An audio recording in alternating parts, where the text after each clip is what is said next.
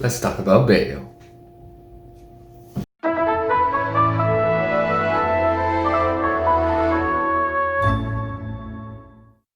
Here, since it's now October time and it's just a perfect spooky season for me to want to try out games that involve witches, warcrafts, whatever that is for the Halloween season, I figured I'd try Bayonetta out. I mean, I already know her based on Smash 4 and Smash Ultimate, but for the most part, I never really had the chance to try out her main title series. I know that for sure Nintendo Switch has Bayonetta 3 on the horizon.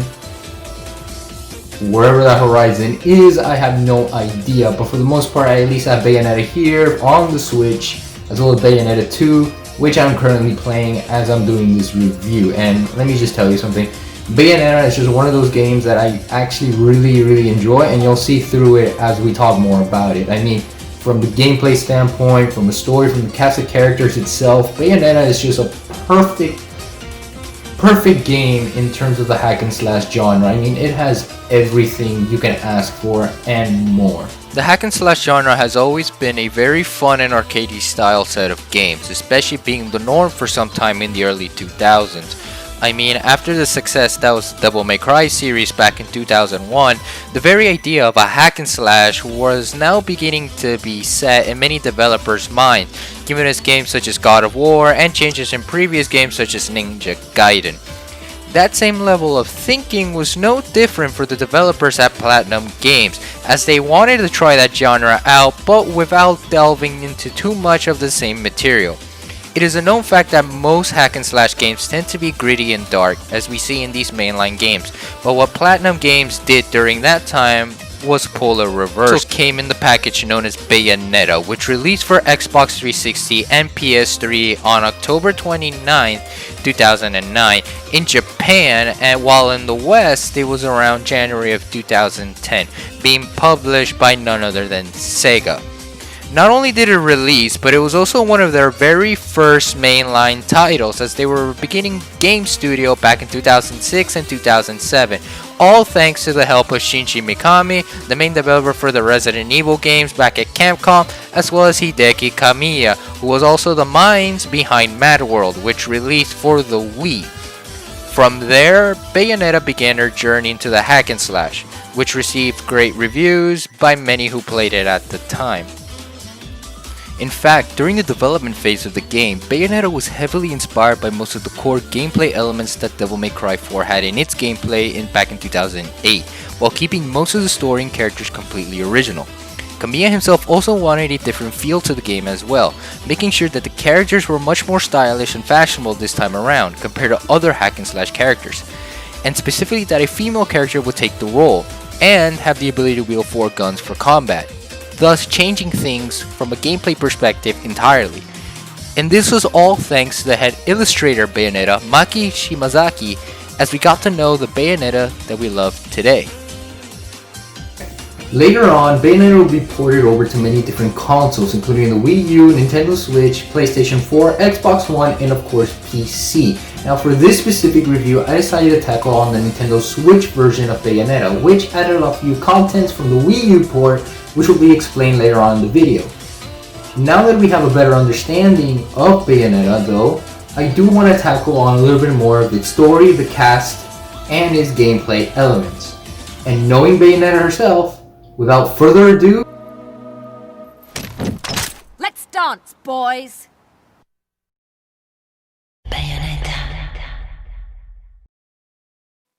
Our story begins with a prologue explaining that for over the past 500 years, light and darkness were always balanced.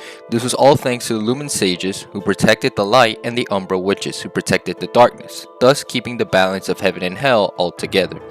One day, however, one of the Umbra Witches and one of the Lumen Sages gave birth to a child, which both sides shunned, causing the fall of both orders.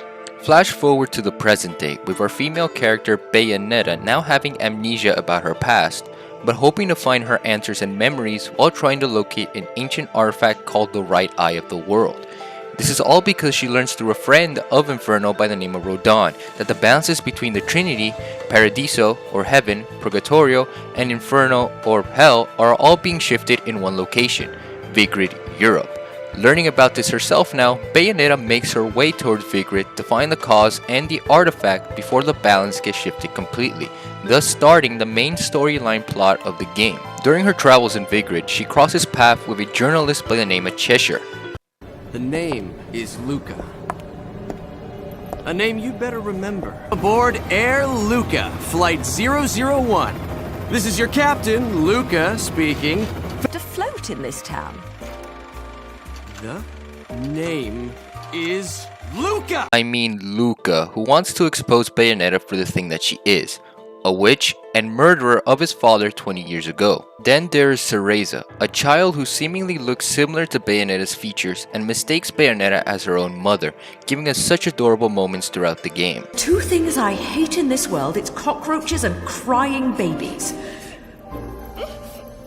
Well, a crying baby cockroach would be truly terrible. Hey! This is probably how you got lost to begin with. This is yours, little one. You didn't cry while I was gone, did you? Nope. Good. Finally, and more importantly, there's John, another Umbra Witch who tests Bayonetta's capabilities along the journey through Vigrid and Isla del Sol, where the final confrontation occurs. Before diving to the final portions of the game, I do want to mention quickly how much passion there is to be seen with these characters. Their personalities are perfectly intertwined without many complaints, such as the moments we see with Bayonetta and Luca throughout most of the game. I mean, just having her call him Cheshire and Luca thinking he had her checked out was just a highlight for me, along with how Bayonetta constantly belittles him and her opponents at any given moment. Moving towards the final moments of the game, Bayonetta heads to Isla del Sol with style, and is confronted with John one last time before fully awakening her memories. Now knowing her past and how the Umbra Witches and Lumen Sages went extinct, she makes her way towards the Tower of Truth to confront the big bad that goes by the name of Father Balder, who is a Lumen Sage that survived the witch hunts for 500 years and is also the father of Bayonetta. From here, Balder speaks about the balance that the witches and Lumen Sages held for 500 years before their demise and how he wishes to resurrect Jubileus, the god of creation that is mentioned constantly by the bosses you face in the game, which was something I always wanted to learn as I was playing, making this encounter all the more intriguing. After about 20 minutes of rambling like any other villain in hack and slash games, Balder then fuses with Cereza in order to fight Bayonetta. Luca is here in this confrontation, but we all know how that ends, with him leaving the scene in his Luca fashion. After Luca is out of the equation here, Bayonetta then proceeds to fight Balder, thus giving us one of the best boss fights in my opinion, and returns Cereza where she belongs after kicking his ass, now learning that it was actually her past self that was sent to the present, or some convoluted BS timeline. It was never really mentioned that well here, and finally end things with Balder and his fanaticism with Jubileus. At this point, you think the ending is closer than you think, but considering that the game was inspired by the Devil May Cry series, you know the battle isn't over yet. As it turns out, Balder wanted all along was to have Bayonetta claim the left eye of the Umbra Witches that Cereza held, and use her as a summoning tool to bring about Jubileus, thus succeeding in his plans for a new world. Almost. Instead, John makes a reappearance as she makes her way to the rocket that's heading straight towards space in order to wake Bayonetta up. John climbing to the top is absolutely one of my favorite moments in this game. Even though we only get to play as her for these few short minutes, and seeing that we already had a motorcycle chase scene before with Bayonetta, this one to me felt more impactful. I mean, the music and the timer that's literally right in front of you as you rush towards the top is simply unforgettable. As John makes it to the top of the ship, she snaps Bayonetta out of her slumber, thus causing Jubileus to act in a fit of rage and Balder losing his control of the right eye of the world. He then gets crushed by the right eye, and thus Jubileus is reborn, born. Point is, she is alive and you have to finish the fight from there. After beating Jubileus and sending her straight to the sun so she could have an everlasting tan, Bayonetta and John are then forced to live and learn and destroy the rest of the Jubileus statue before it crashes onto Earth. Before long, the mission is accomplished and we are then shown with the aftermath the following few days after. Things appear the same as the beginning, where there is a funeral for Bayonetta this time around and John is the one reciting prayer before more angel baddies are summoned to crash the party. As John unmasks herself from her nun cosplay getup, Bayonetta then wakes up from her funeral slumber and springs into action one last time before the credits roll. In terms of comparing it to games like Devil May Cry, which again was the reason for Bayonetta existing as a series, Bayonetta does things right with their characters here. They're all individualized, each with their own quirk and gimmick to them, and don't come off as cliche as Dante or Trish can be at times, especially if you look back at the first Devil May Cry game. Here instead, we have Bayonetta captivating us from the get-go, giving us that sassy motherly material that makes her a lovable character. Another thing I enjoyed while I was playing Bayonetta was the rivalry between John and Bayonetta, which reminded me a whole lot of Dante and Virgil in Devil May Cry. The only difference this time around is that John is more in line to keep the Umbra Witch order going with Bayonetta, while in the Devil May Cry series, Dante and Virgil just fight each other for no real reason, to be honest. I guess it's because they're brothers, so this is their way to have those brotherly fights or something. I don't know. Suti, the Spear Hunter, help me out here, please. Still on the subject of Devil May Cry here, I do want to point out the many references and homages that Platinum Game has in regards to the games, especially Capcom. The fact that John's character design is reminiscent of Dante, as well as Rodon's talking about how he once heard a line from Resident Evil 4's merchant saying, "What are you buying?" as well as Bayonetta herself saying, "Let's rock, baby." It's just amazing. It just adds that further individualized flair, and I just couldn't ask for more about it. I mean, it's just amazing. We got the story covered for Bayonetta, as well as the interaction, the themes, and the characters overall. What about the gameplay? What makes Bayonetta so different than most hack and slash games? And here is the answer. For a hack and slash game, Bayonetta does things right with the combat here. Traversal around Vigrid, Paradiso, and Isla del Sol were all fine and dandy, but what makes a Bayonetta a memorable experience is the action-paced combat this game just throws at you. Unlike the Devil May Cry series, where they founded the core elements of what a hack and slash is, Bayonetta instead adds more brutal force to the mix. Sure, you are greeted with swords and whips, as well as skates that allow diversity as you mow down angels left and right, but remember when I said that Kamiya wanted a character that could use not just one, not just two, but also 4 guns. The way Bayonetta uses these 4 guns to her combat is that she has them equipped to her arms and her legs, being used as apparatuses for her punches and her kicks, adding that flair of what makes Bayonetta the game and type of character that she is. What's more is that the game favors combos in the flow of combat to your advantage, allowing you to pull some of the best combos there can be in existence. However, that is not all Bayonetta does right with the hack and slash mechanics. As a finisher, when you apply the right combos, Bayonetta summons her hair to create a giant ass fist or foot to throw enemies like home runs, which happens to be her clothing, so... What rating of the game do you have again? Bayonetta does add tons of new features to the genre as well, and some of these features included the names such as Witch Time, which when dodging an enemy attack at the right time allows you to freeze time for a couple of seconds, but enough time to add as many combos to your arsenal that normally you wouldn't if you were having a hard time.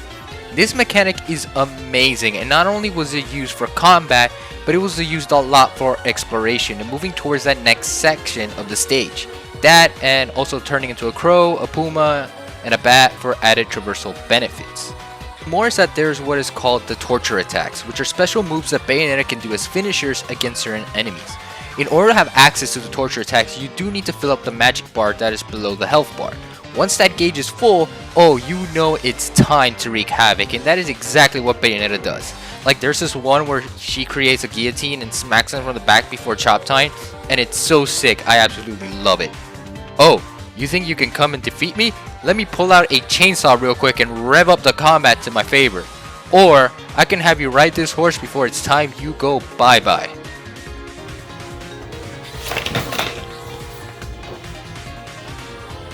I wrote this script, right?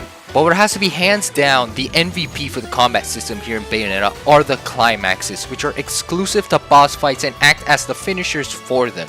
As the name suggests, climax are very flashy and add that sense of personality of Bayonetta even further, as well as a nice cinematic end to the boss fight. I mean, in order to summon the beast to tear down the boss, she has to do the summoning dance that is just wonderful and flashy. Again, I absolutely love this. Speaking of bosses, the bosses here are just some of the most amazing set of enemies I have ever faced, continuing to add the flashiness and style approach that Bayonetta is known for. To give a little bit of context, some of the bosses are named after the 7 virtues and their designs are beast-like. I mean, Shimazaki and Hashimoto did a really good job depicting the angels here as these horrific and even baby-like enemies. Hey, don't look at me or Cereza like that ever again, you hear? My personal boss fights here have to be the ending ones because they just bring this sense of impact and the music for them are absolutely amazing, especially Baldur's and Jubileus' theme. Gotta give them credit there, but at the same time, I also gotta give credit to all the bosses for keeping a sense of diversity in their arenas, be it inside Coliseum, in the middle of the ocean, or even in a very, very windy parking lot. Oh, and before I forget, if you played the Wii U or the Nintendo Switch version like I did, Bayonetta comes with Nintendo related character costumes for her to wear, and they are absolutely some of the best here. Personal favorites here are the Samus and the Link costumes, which suit Bayonetta's character so well. And when she does her finishers, the arms and the legs are turned into their distinctive counterparts. Like, if you're wearing Peach's costume, Bowser's arms are shown as the finishers.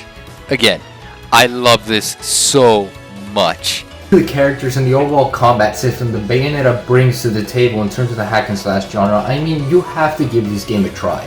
It just brings so much to the table that had it not been published in the first place, we wouldn't have all these mechanics, we wouldn't have all this fun, enjoyable combat. And talking about that alone, I wonder how much there is added onto Bayonetta 2, since I am playing the game right now, and while we're on the subject of Bayonetta, why don't I just boot up the game real quick?